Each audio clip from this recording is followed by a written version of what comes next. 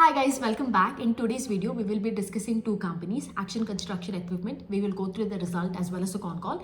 And the second company that we will be doing is Anup Engineering. Okay, so the first company, Ace May, let us first, see over here, I'll just quickly go through the business model, right? Ace ka, the first thing, if you look, they are more into manufacturing your construction based equipment, right? Over here, if you look, their majority of the revenue, around 60 to 70% of their revenue comes from cranes, different types of crane. Not only that, they have a huge market share over here. They have 63% market share in terms of crane production. Now, the second component that they manufacture is construction-based equipment. You would have heard about JCB, right? We refer construction equipment by the name JCB, right? The brand name is so ingrained that we literally refer that vehicle, the backhoe loader, as JCB.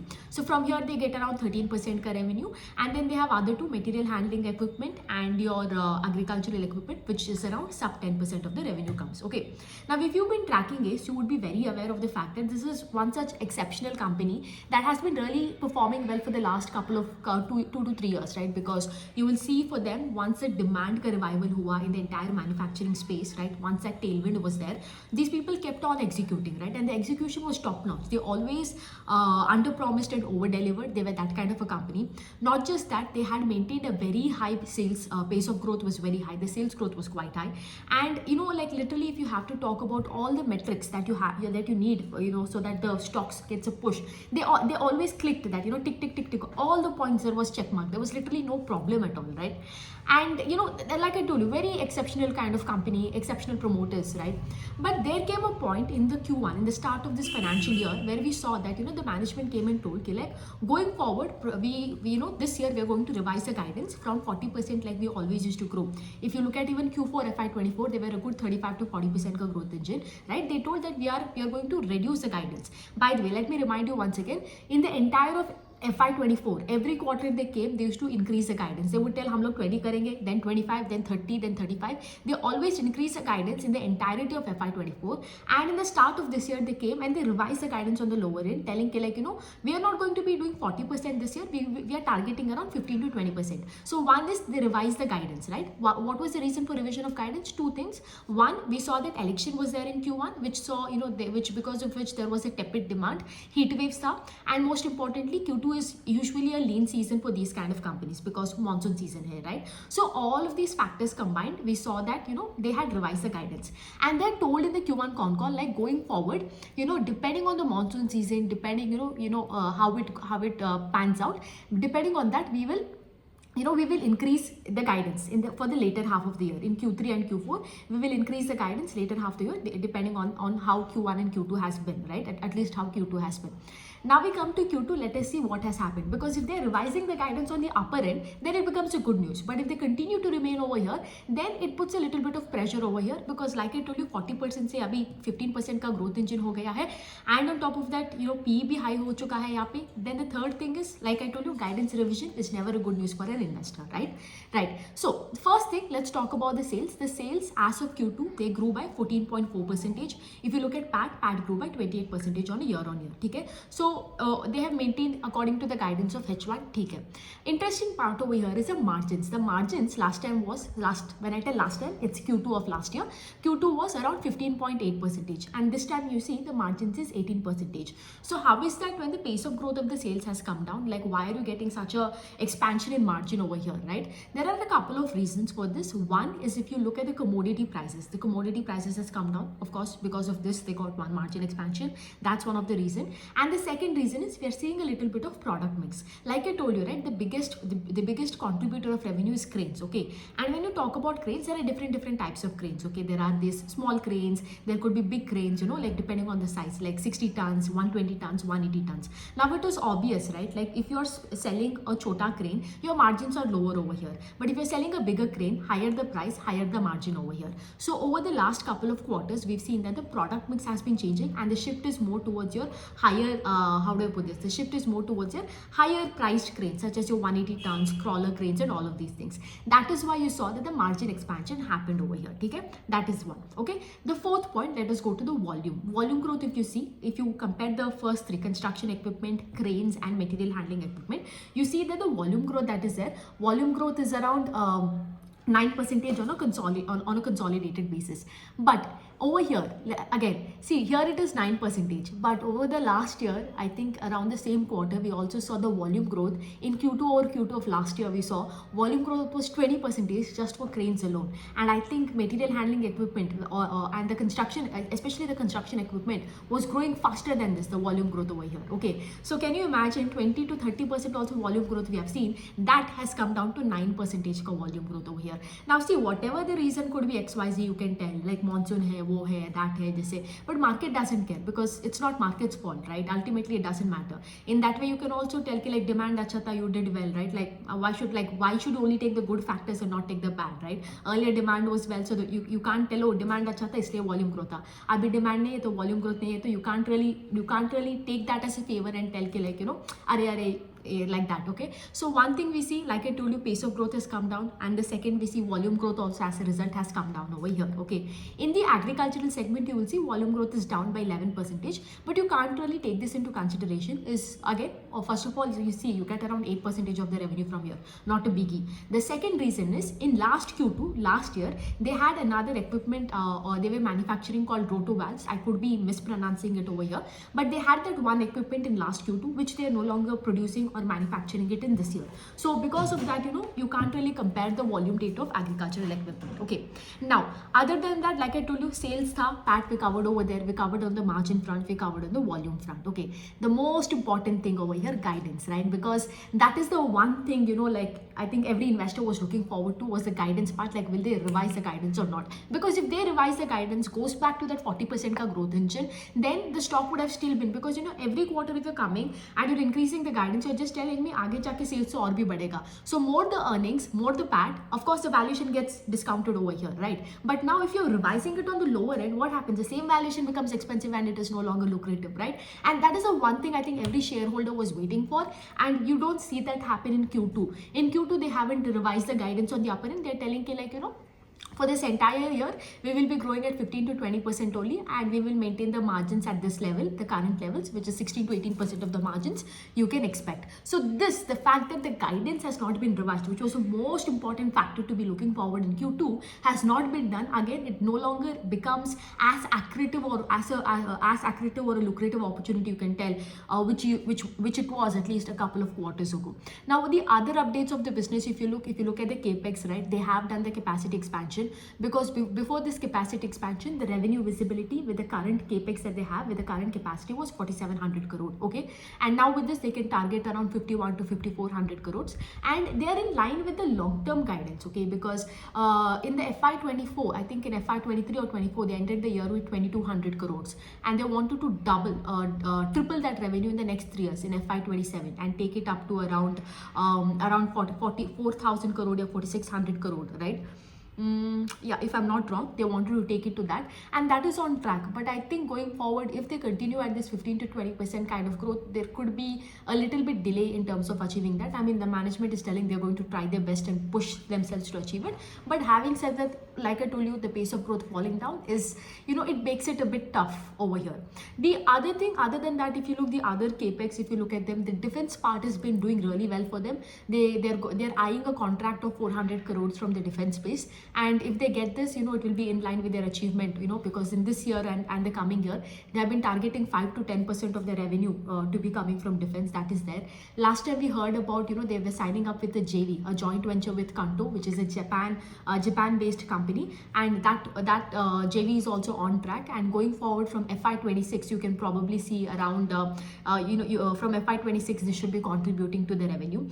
Other than that, if you see, like I told you, the electric vehicles, which is one of the cranes, electric cranes, that they are waiting for the CMVR regulations to be approved. Once it is approved, once the regulatory body, Central Motor Vehicles Rule, that regulatory body, once they put up the regulations as like, you know, what you can do, what you can't do for a user, then they will be able to sell it. So because that regulation has not come forth yet, and I think this is, I think probably the third quarter we are waiting on that regulations, and it has not come forward, and only once it comes forward they'll be able to sell it. So that is still put on hold. Right, again, like I told you, the biggest setback over here has been the fact that pace of growth has come down, valuation is high, and it's become like a low growth engine. I mean, think about it now, 15 to 20% you're paying like 2 times a year. I mean, you're paying 15% ka growth engine ke liye, you're going to be paying 40 times the earnings over here. It doesn't really like it becomes quite it's no longer as accurate, because whenever in a business when you want to make money, you would need low P and high growth, right? So you get both PE ka re-rating and EPS ka expansion. Earlier we would see both of it happen to over here to ACE, because guidance was there, you know, they were executing it, walking the talk and everything. It just becomes a hard over here. Okay, just wanted to highlight just one more update on the business. As you can see over here, right, in the whatever the products that they manufacture, ACE manufactures, there has been a regulation change. Okay, as you all know, right, every time whatever the engines you have, it gets, you know, there comes a regulatory body that keeps upgrading, like, you know, you have to be environmental friendly and everything, right? So similarly over here, there are some regulation changes happening. Okay, so let's say if your vehicle is vehicle ka engine is less than 50 horsepower, then the BS3 they have to start, you know, moving from BS3 to BS5. So whatever regulations are there under BS5, they have to come under that category. And if you're greater than a 50 horsepower, then you have to move from BS4 regulations to BS5 regulations, right? So if you look at ACE, 55% of the inventory is coming from BS3 to BS5.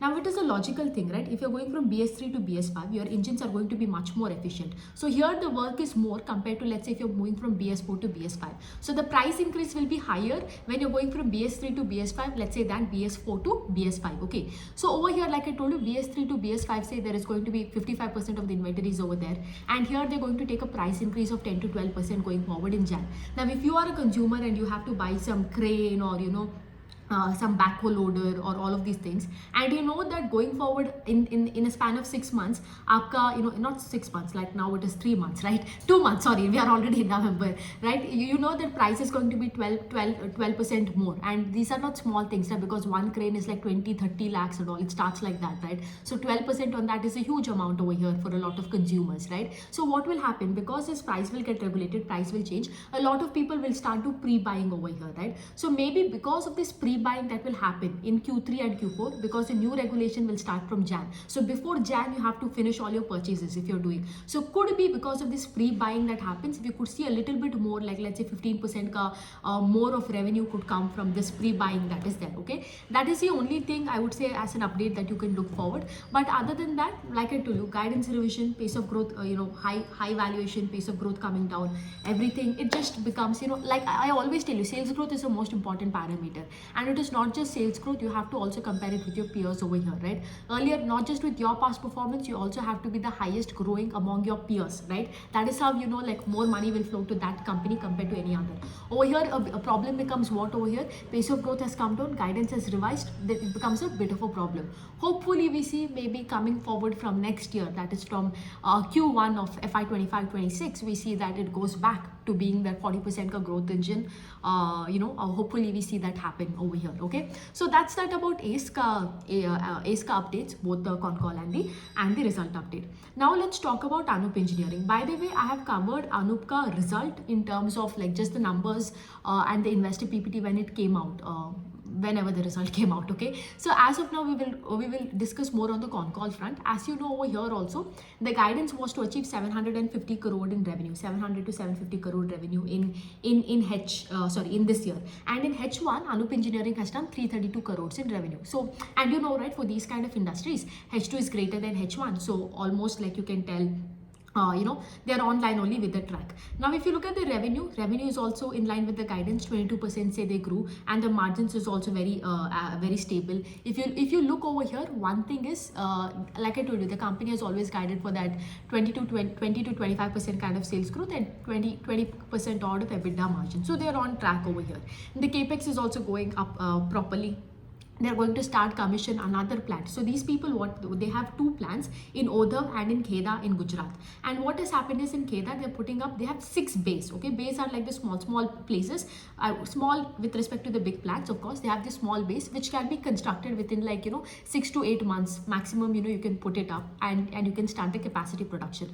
Earlier they had around 1.5 bay ka construction hua tha, and the second half of the bay right now is getting constructed. So the phase 2 of construction for this Kheda plant has started. started phase 2, and we will see probably this construction being done in Q3 of next year, Q3 of FY26. It should be completely done. Okay, so in terms of capex, they are doing well, and I really like the company the way they do capex is because see, once you do the capex and aage jaake if you're not getting the order, it becomes a problem for you. You have invested so much money and abhi order nahi aa rahe. So what they do is, like see, like I told you, right, they have 6 bays. Now they can go put money over there and get the capacity up for all the 6 bays, but they're not doing that. Whenever they see that the orders are coming in, as and when the orders are coming in, and they see that they need the current existing capacity is not able to cater to it, then they put up that capacity. In one way I would say this is a very good method of doing it, right? So here also, like I told you, another capex is going to happen in that Kedah ka plant, and once this is completed totally, the Kedah plant should be able to generate 300 to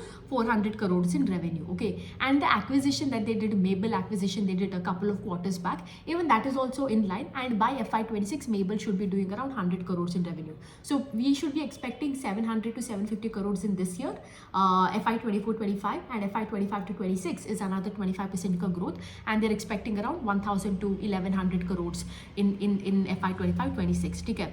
The only update has been with the American company Graham Corporation. These people have got an exclusive contract. So until now, these people, Graham Corporation was one of their customers. They were doing it, they were manufacturing their heat exchangers and vessels, but going forward they are going to be an exclusive contract, which means what, there's nobody else that would be manufacturing for them other than Graham. Not just that, let's say they have a right to refusal over here, which earlier they didn't have. So all of this puts company in a really good position. Okay, so nothing much in I wouldn't say there is nothing negative, not like extremely positive also over here. Everything is online, everything is on track, they're doing what they're doing. Only thing is, do not expect that volatility in terms of earnings anymore. Like, they used to grow in Q3 and Q4 once, they used to grow at 100%, but always remember this, at that time, if you look, Q1 and Q2 used to not do well, and as a result, all of that layover or the spillover of the revenue used to come to Q3 and Q4. Okay, now what they have done over the last 1.5 years, they have tried to maintain a really good run rate every quarter. Every quarter they're trying to clock 100 crores, or they've made their orders in such a way that every quarter they're getting some sort of order is going from their capacity, from their plant, and they're able to recognize that revenue like on a quarterly basis also. So that is why you're seeing even if you compare even in Q1, the company has grown at this level. So that expectation, I think an investor has to lower over here, where earlier it used to grow by 60-100%. Don't get that, because like I told you, now the volatility in earnings is no longer there because of the execution, the way they're doing it. Okay, I think that's that. I don't know if I'm missing a point. Yeah, just the final point over here, you might see that the debt and the receivable part over here has been increased, right? So a couple of reasons over here is because they have not been able to bill. Now what has happened is, they have a customer. Okay, they were supposed to export this product that they have done to the customer, but the customer has told them, you keep it for some time in your storage and export it later. As a result, since the billing has not been done, it has not been recognized. That is why you're seeing the receivables is high. Nothing to worry about it. There is no again, because this will happen in Q3 and Q4. You can see the revenue for this will be recognized, and not just that, you will see the order. It's not that order has been halted or anything. It's just that the order has been delayed instead of Q2 to Q3 and Q4. That is why you will see, and they've told this is the nature of the business. You will see earlier also in the Q2 months this would happen to them. Not a big deal. So if you ever come across that receivables being high, I think from 120 crores to 270 crores, if you see that number, do not panic. There is a reason for that, and it would get better in Q3 and Q4 over here. So that's it about two companies, Anup Engineering and ACE. Hopefully we see with ACE Action Construction Equipment, we see that the guidance, it goes back to the 40% ka growth digit, and the guidance is revised on the upper end, right? So that's it with the two companies. I'll see you again in another video. Bye.